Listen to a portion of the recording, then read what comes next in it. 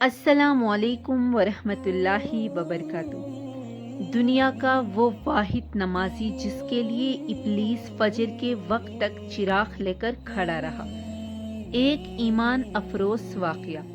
اللہ تعالیٰ نے مسلمانوں پر 5 نمازیں فرض کی ہیں۔ یوں تو ہر نماز کی اہم اور اہمیت کی حامل ہے، تاہم ان 5 نمازوں میں 2 نمازوں کی اہمیت بہت زیادہ ہے، جن میں ایک نماز فجر اور دوسری نماز عشاء ہے۔ نماز فجر اور نماز عشاء کی اہمیت اس لیے زیادہ ہے کہ یہ 2 اوقات ایسے ہوتے ہیں کہ نماز فجر کے وقت انسان نیند سے معلوم ہوتا ہے اور اس وقت اٹھ کر نماز ادا کرنے میں اس کا اپنا نفس بہت زیادہ حائل ہوتا ہے، جبکہ نماز عشاء کے وقت انسان دن بھر کی مصروفیات کے باعث بہت زیادہ تھکا ہوا ہوتا ہے اور اس وقت آرام چھوڑ کر نماز ادا کرنے میں بھی اس کا نفس اور شیطان اس کے بہکا رہے ہوتے ہیں۔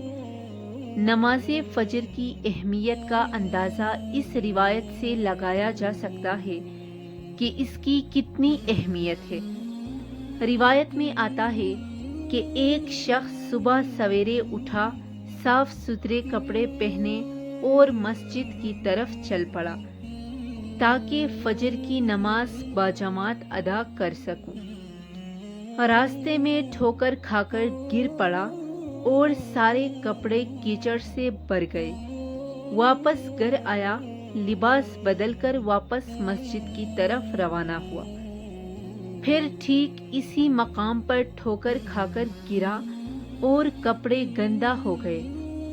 پھر واپس گھر آیا اور لباس بدل کر دوبارہ مسجد کو روانہ ہوا۔ جب تیسری مرتبہ اس مقام پر پہنچا تو کیا دیکھتا ہے کہ ایک شخص چراغ ہاتھ میں لے کر کھڑا ہے اور اسے اپنے پیچھے چلنے کو کہہ رہا ہے۔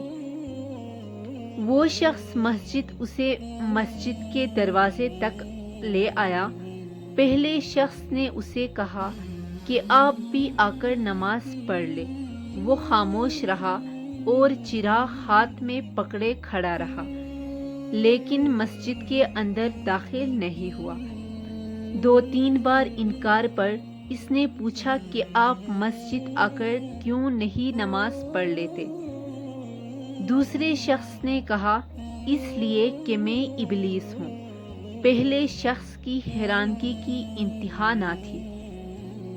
جب اس نے یہ سنا، شیطان نے اپنی بات جاری رکھی، یہ میں ہی تھا جس نے تمہیں زمین پر گرایا۔ جب تم نے واپس گھر جا کر لباس تبدیل کیا اور دوبارہ مسجد کی جانب روانہ ہوئے تو اللہ تعالیٰ تمہارے سارے گناہ بخش دیے۔ جب میں نے دوسری مرتبہ تمہیں گرایا اور تم دوبارہ لباس پہن کر مسجد کو روانہ ہوئے تو اللہ تعالیٰ نے تمہارے سارے خاندان کے گناہ بھی بخش دیے۔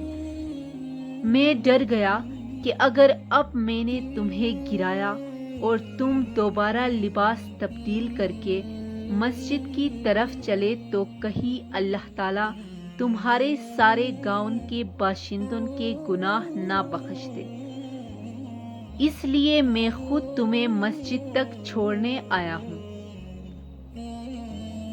اگر میری ویڈیو اچھی لگی ہو تو اس چینل کو سبسکرائب کرنا مت بھولیے گا۔ جزاک اللہ۔